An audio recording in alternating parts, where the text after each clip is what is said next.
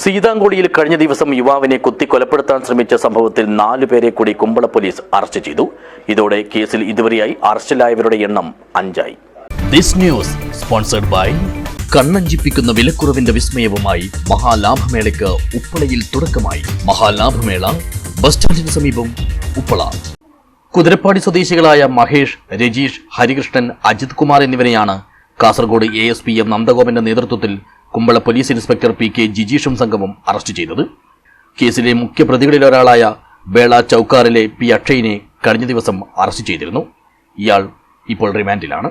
കഴിഞ്ഞ ഞായറാഴ്ച രാത്രി 11:30യോടെയാണ് കേസിനാസ്പദമായ സംഭവം.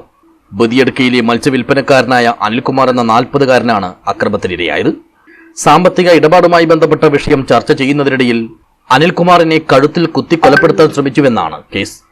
മംഗളൂരുവിലെ ആശുപത്രിയിൽ നടത്തിയ ശസ്ത്രക്രിയയിലൂടെയാണ് അനിൽകുമാറിന്റെ കഴുത്തിൽ തറച്ച കത്തി നീക്കം ചെയ്തത്. കേസിൽ ഇനിയും 8 പ്രതികളെ പിടികൂടാനുണ്ടെന്ന് പോലീസ് അറിയിച്ചു.